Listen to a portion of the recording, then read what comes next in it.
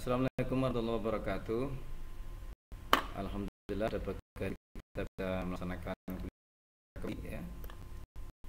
Tema kita pada pagi hari ini adalah penelitian kualitatif ya. Kemarin kita sudah bersama-sama ya belajar sampai pada analisis dan mengambil kesimpulan pada penelitian kuantitatif. Sekarang mempelajari bersama tentang metode penelitian kualitatif. Baik, mari kita buka terlebih dahulu dengan bersama-sama membaca basmalah. Bismillahirrahmanirrahim. Ya. Ini saya akan membuat ilustrasi ya.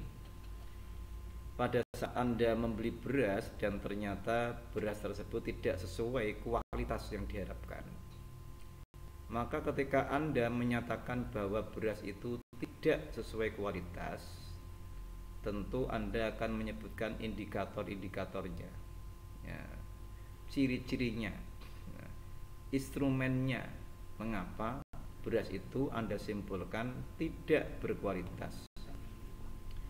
Lah indikatornya atau instrumennya apa? Misalkan berasnya kusam, banyak kerikilnya, banyirnya, baunya ampek, ada sana dan lain-lainnya. Ya, secara tidak langsung Anda sudah melakukan sebuah analisis dalam bentuk kualitatif. Ya, artinya apa? Anda menyimpulkan ya tentang sesuatu dengan instrumen, dengan indikator yang berupa apa? Indikatornya berupa kata-kata ini, berupa narasi verbal, berupa kata-kata. Ya, berbeda dengan kemarin ya, pada saat metode penelitian kuantitatif, data yang kita sajikan dan kita analisis itu berupa angka atau berupa data-data statistik. Sementara data berupa kata-kata, berupa narasi verbal ya. Berasnya kusam, banyak kerikil, banyak menir, bau ampek, ada serangga ya. Instrumen ya.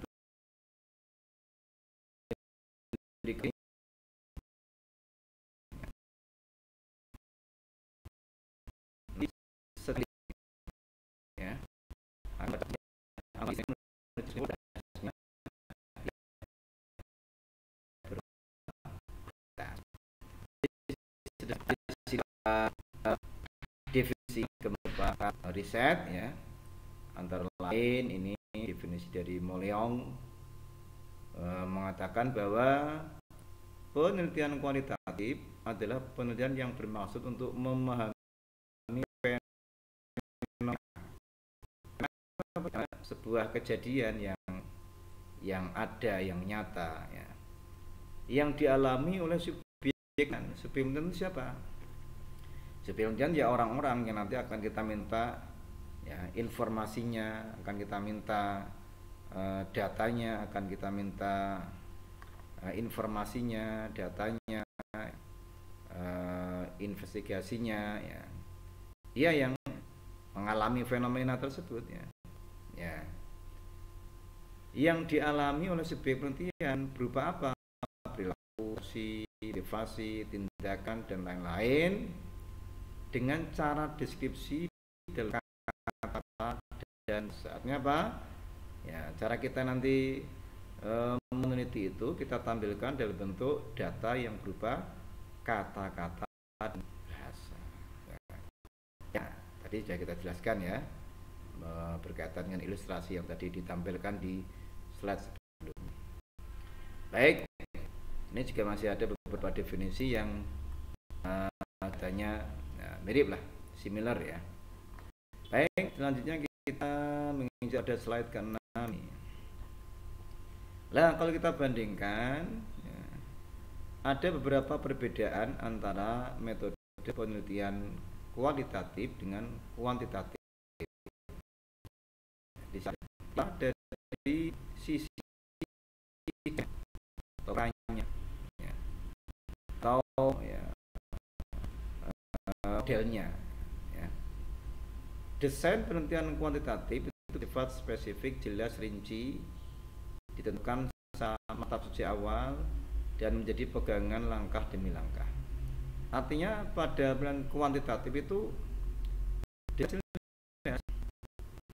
kenapa sudah ada kuesionernya yang baku, respondennya juga sudah baku, ya, item-item kalimat yang baik, ya, ya, sehingga skenario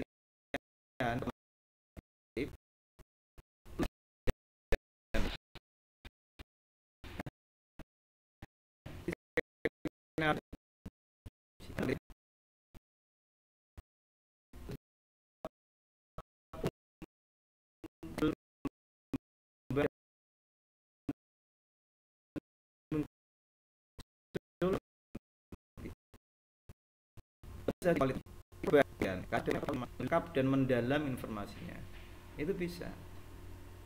Kemudian kembang dan muncul dalam penelitian, artinya apa? Hipotesis dalam penelitian kualitatif itu bisa berubah-ubah, ya, bisa berubah-ubah. Artinya apa? Kalau kita misalkan mengamati sebuah fenomena, ya, mungkin persepsi awal kita mempunyai persepsi penelitian tidak baik. Di tengah penelitian ternyata kita temukan instrumen-instrumen atau indikator-indikator yang mengarah pada fenomena itu ternyata mempunyai nilai yang baik, maka bisa saja kesimpulan di tengah penelitian atau persepsi di tengah penelitian itu bisa berubah-ubah. Beda dengan karena jelas, respondennya sudah jelas, sudah masukkan, nah itu ya sifatnya ya konstan aja, datar-datar saja. Ya, dari sisi tujuannya, kalau penelitian kuantitatif itu tujuannya lebih condong pada menunjukkan hubungan antar variabel, teori, mencari generalisasi yang punya nilai prediktif. Maksudnya kalau kita menghubungkan ya pengaruh X terhadap Y, ya, misalnya pengaruh pendidikan terhadap kinerja misalkan. Ya kalau ternyata dari hasil uji regresi itu ternyata pengaruhnya positif, ya berarti secara umum positif itu aja. Ya, pendidikan berpengaruh signifikan terhadap kinerja misalkan. Ya sudah, ya. Kesimpulan itu sebagai ya kalimat atau statement yang sifatnya general, yang berlaku umum. Sedangkan kualitatif ya itu menemukan hubungan yang bersifat interaktif, bukannya sekedar hubungan antar variabel tapi hubungannya mendalam. Misalkan kalau sama-sama ingin mengetahui pengaruh variabel X terhadap Y, itu bukan hanya pengaruh secara general saja, tapi juga secara mendalam ya, yang bersifat interaktif, secara mendalam. Pengaruhnya dalam hal apa, akibatnya sampai apa, ya, kemudian menimbulkan dampak apa, ya, sangat mendalam. Nah, kemudian yang kedua, tujuannya menemukan teori, kemudian menggambarkan realitas yang kompleks, memperoleh pemahaman makna. Jadi setiap pernyataan atau informasi yang didapatkan dari responden itu mempunyai makna-makna tertentu. Bukan hanya dari sisi keterangan verbal, tapi gaya bahasa ya, atau gerak-gerik seseorang dalam memberikan pernyataan itu diambil maknanya, ya. Bukan hanya formalitas informasi, tapi di balik informasi itu ada makna yang akan kita gali. Ya. Penelitian kualitatif itu memang kalau saya persepsikan atau kalau saya nilai itu ya lebih sulit, karena memang harus mendalam penelitiannya, bukan hanya sekedar formalitas yang yang general ya, bukannya formalitas kesimpulan secara umum, tapi betul-betul mendalam. Kemudian perbedaan yang ketiga, teknik pengumpulan data ya. Kalau waktu itu memakai kuesioner observasi secara struktur ya. Kuesionernya kan sudah tersekali ya dengan sedangkan kalau kualitatif itu participant observation. Jadi observasi betul kehadiran kesempatan dari peneliti. Kemudian in-depth interview, wawancaranya mendalam. Dia kalau kuesioner ya sudah ya, itu yang tertuang di kuesioner itu yang ditanyakan. Tapi kalau kualitatif mendalam, digali informasi sedalamnya. Kemudian datanya dokumentasi, triangulasi itu yang membandingkan ya antara data-data yang kita kumpulkan dan kemudian memilah serta memilih mana data yang betul-betul valid. Perbedaan berikutnya tentang instrumen penelitian ya.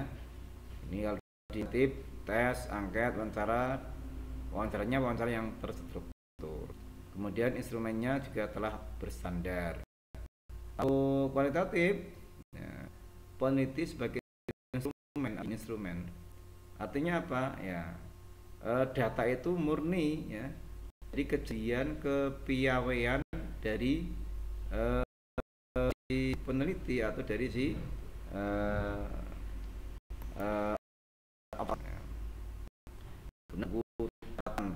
atau korden handicam kamera ini kan apa?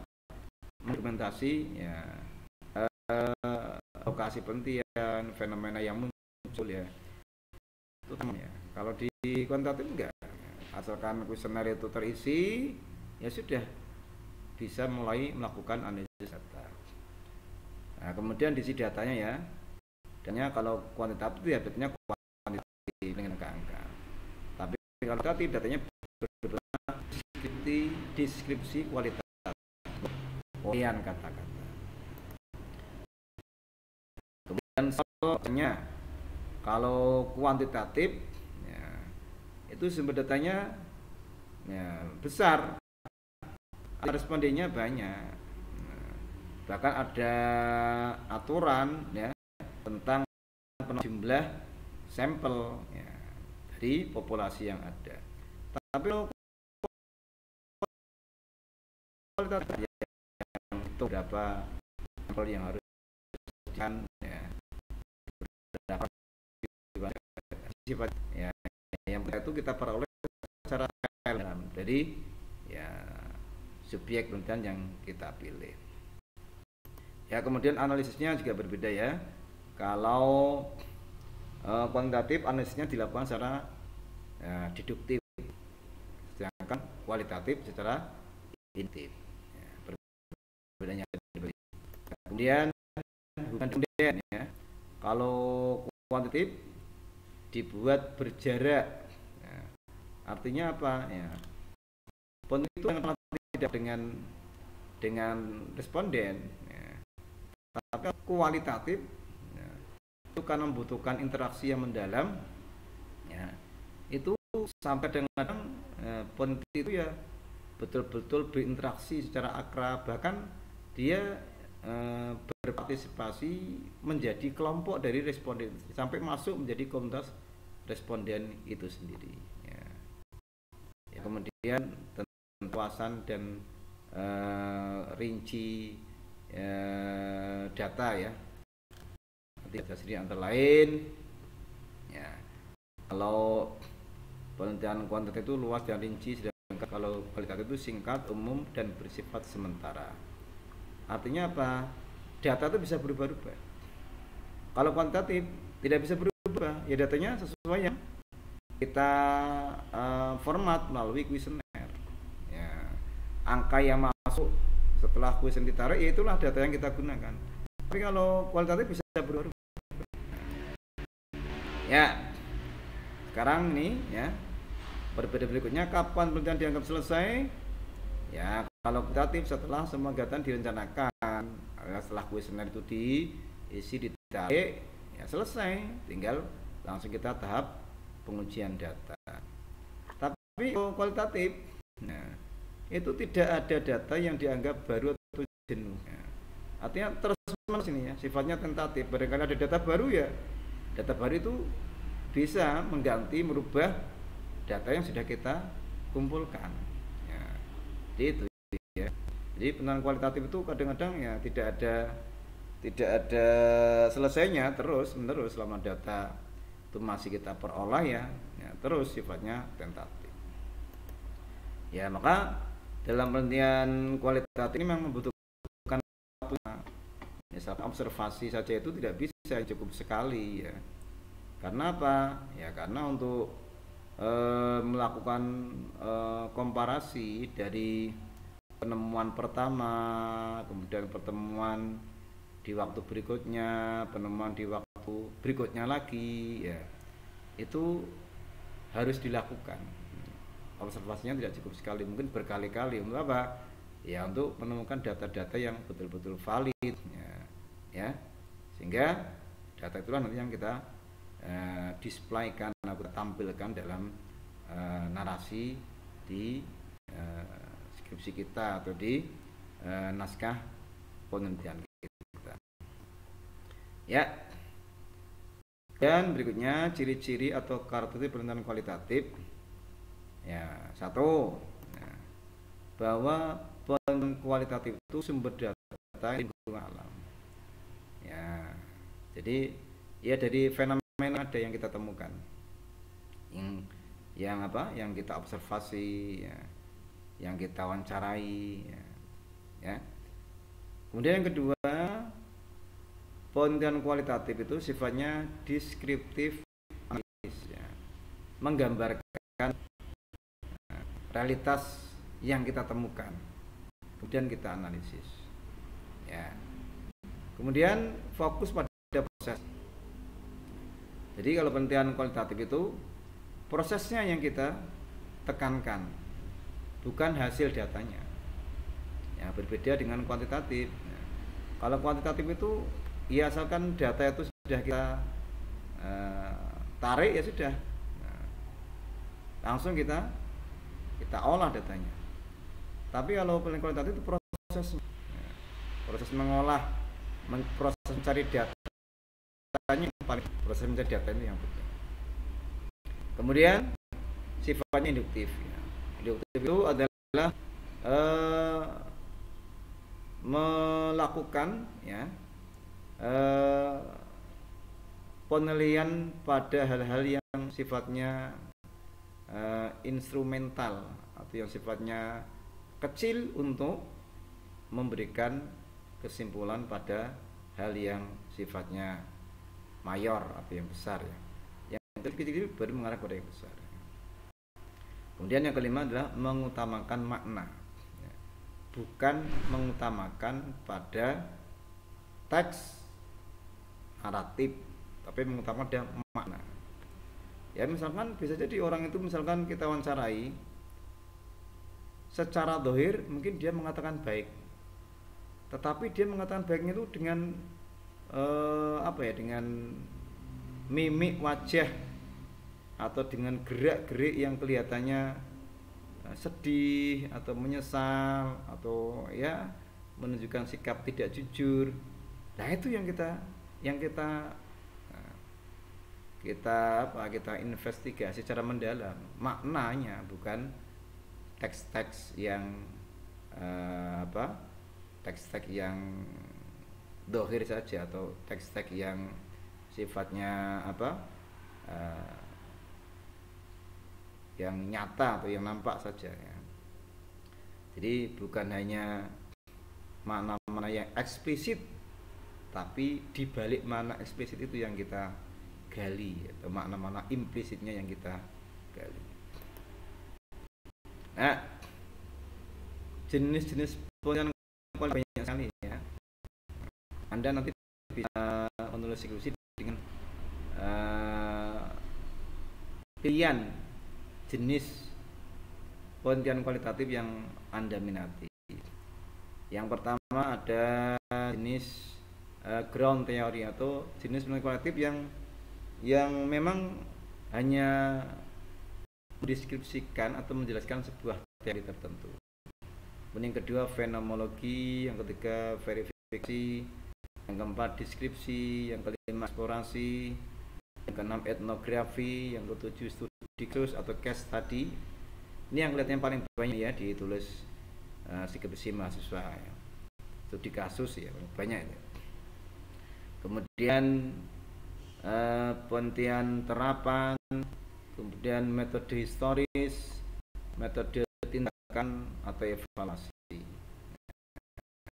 Kita satu ya, semoga waktu kita cukup. Sekarang kita mulai dari ini dulu ya. Penelitian kualitatif yang berbentuk teori basic atau teori dasar. Ya, di sini didefinisikan dengan jenis penelitian ini tujuan untuk melakukan suatu yang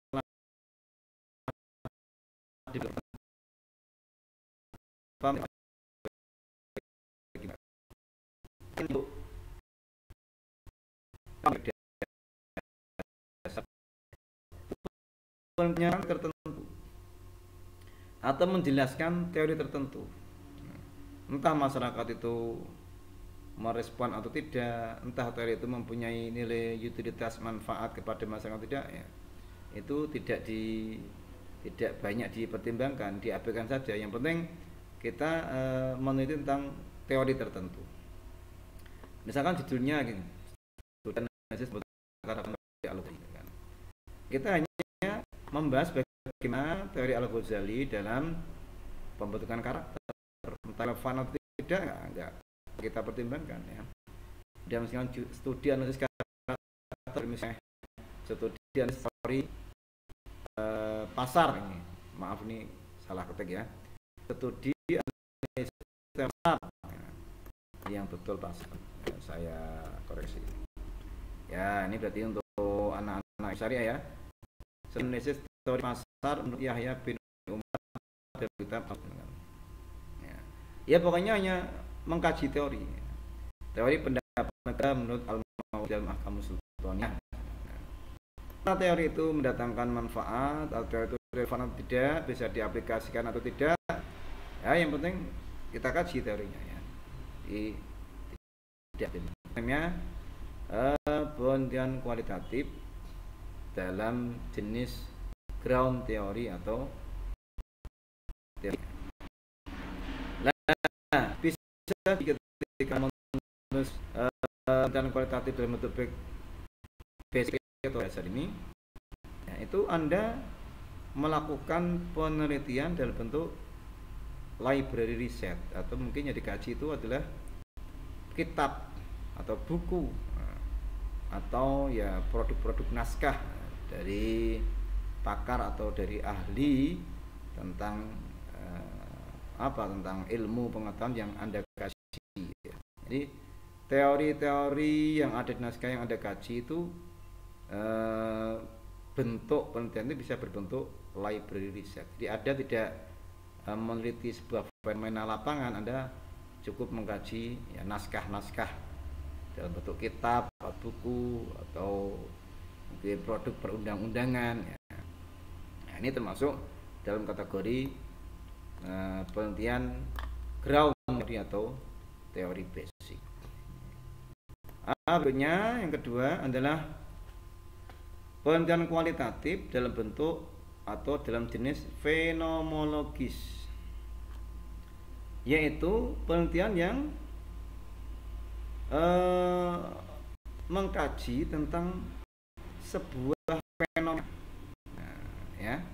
Metode investigasi ini dimulai menyelidiki fokus fenomena yang diselidiki.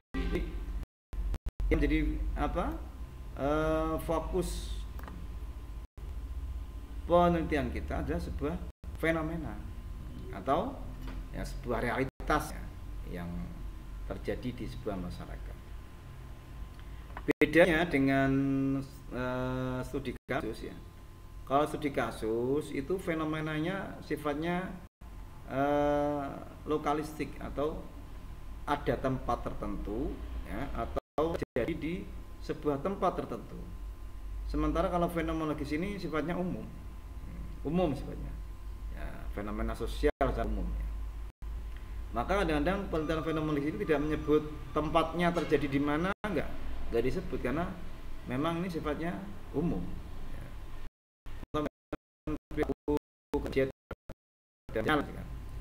Ini kan umum tidak menyebut tempat. Ya. Tapi ini fenomena, ya, sebuah hal yang secara real terjadi secara umum.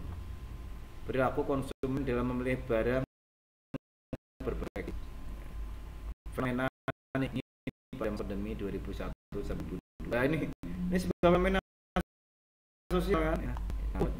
Tidak menunjuk pada tempat tertentu. Pola perilaku pada keluarga broken home. Misalkan tren pilihan pendidikan pada alumni LTA, ini umum juga. Fenomena persekusi di lingkungan pendidikan.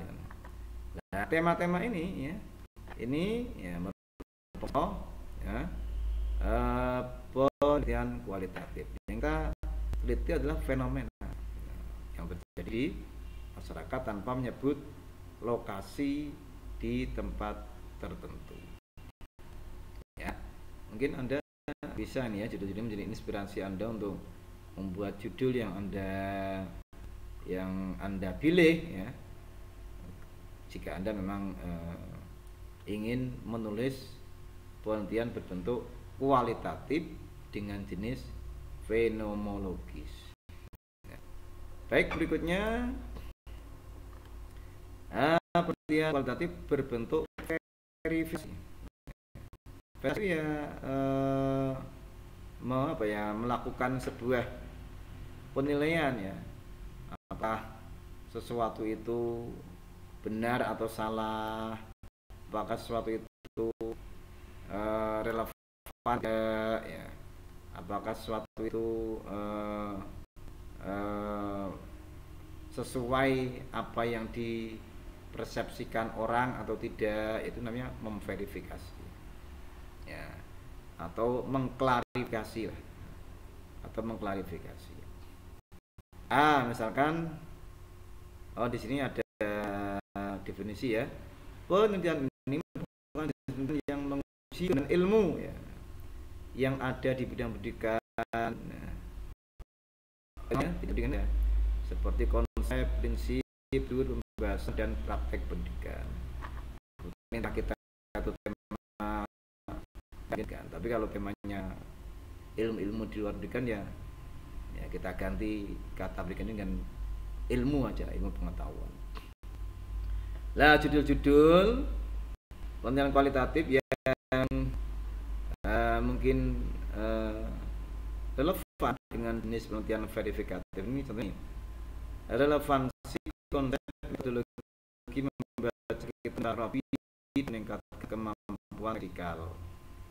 Nah, ini bisa ditambah dengan tempat penelitian, misalnya di pondok pesantren.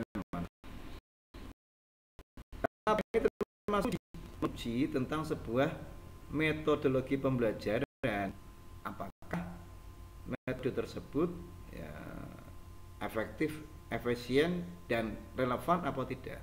Ya, sifatnya ya bukan hanya eksperimental, tapi juga menilai apakah metodologi tersebut mempunyai tingkat efektif dan efisien. Kemudian ini ada contoh lagi, misalkan penyimpangan prosedur dalam penanganan indisipliner Al-Hilal. Ini bisa ditambahkan, ya, tempatnya di mana.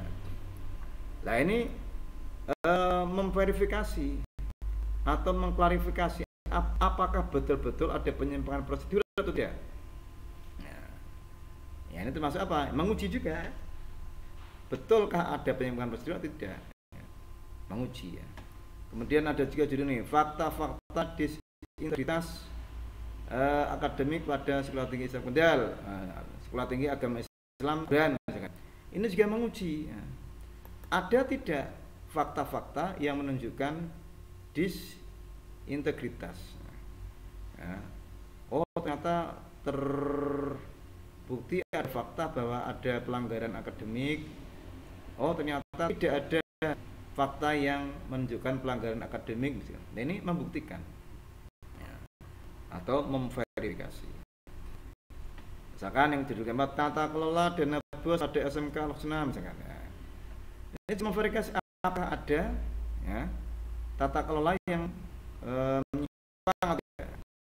Jadi verifikasi itu kadang-kadang ya, belum di awal dengan masalah karena kita hanya menguji. Ada tidaknya masalah baru akan diketahui setelah proses pengujian. Ya, jadi ada tidaknya masalah itu setelah proses pengujian. Ya. Beda dengan studi kasus ya. Kalau studi kasus itu ada masalah baru kita nanti akan menganalisa ya mengapa kok terjadi kasus, mengapa ada masalah, bagaimana awal munculnya masalah, terus dampaknya apa, solusinya apa. Ya. Kalau studi kasus itu diawali dari masalah. Tapi yang verifikatif ini kadang-kadang masalahnya tidak kita temukan, justru baru kita ketemukan setelah proses verifikasi atau setelah proses menguji sebuah fakta. Baik sekalian, ini masih ada slide yang lain ya, karena waktunya saya kira cukup. Nanti bisa dibaca sih sampai ya. Sampai jenis penelitian kualitatif yang ke-10 namanya penelitian kualitatif berjenis tindakan. Diberikan adalah penelitian tindakan ya, menerjemahkan pengalaman bagaimana menanggapi situasi di lapangan. Artinya penelitian yang berbentuk tindakan ini berupa tindakan-tindakan sebagai respon atau sebagai tanggapan atas situasi atau atas realitas, atas fenomena di lapangan.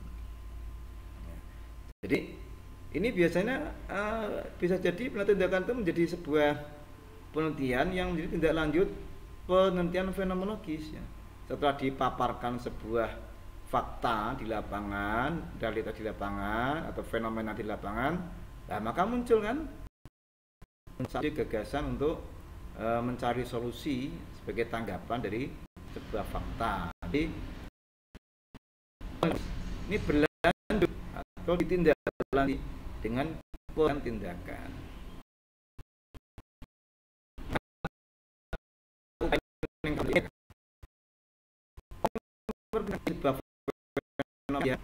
Yang apa? Yang menunjukkan misalkan motivasi belajar siswa rendah, namanya ya. Nah, maka ada tindakan sebagai respon berupa apa? Peningkatan motivasi. Sama sih bayi kan. Oh, ada fenomena. Fenomenanya apa? Media sosial ternyata membahayakan, maka harus ada tindakan. Nah, tindakan bisa dijadikan sebagai fokus penelitian ya, bahayanya ada respon apa? Antisipasi bahaya ya. Evaluasi ketenagaan secara keluarga. Fenomenanya apa? Faktanya apa? Oh, faktanya banyak guru diterima di P3K yang menunjukkan fakta tidak berjalan dengan baiknya ya, tidak berjalannya dengan baik ya proses pembelajaran di sekolah. Atau ada evaluasi ya. Jadi evaluasi ini merupakan apa? Respon dari ya, rekrutmen P3K. Kemudian nih, restrukturisasi kredit dampak COVID-19 misalkan. Fenomenanya fakta atau realitas yang muncul apa? Oh, UMKM misalkan pada nunggak kreditnya maka butuh apa? Butuh solusi, butuh tanggapan berupa apa? Restrukturisasi. Ya. Jadi tindakan itu biasanya respon dari sebuah fenomena. Jadi kalau kita tadi ya, jadi ya berkaitan ini ada fenomenologi nanti ya, penelitian fenomenologi itu bisa dilakukan penelitian lebih lanjut dalam bentuk penelitian atau evaluasi. Ya, demikian saudara sekalian untuk materi yang saya sampaikan pada pagi hari ini. Ya. Nanti akan kita lanjutkan dalam kuliah berikutnya. Kita sudah masih pada proses-proses dan tahapan-tahapan bagaimana kita membuat atau menyusun ya, tulisan, riset, dan kualitatif dari mulai latar belakang masalah sampai proses mengolah data. Ya, baik, saya kira cukup. Mari kita akhiri dengan bacaan hamdalah. Alhamdulillahirabbil alamin. Wassalamualaikum warahmatullahi wabarakatuh.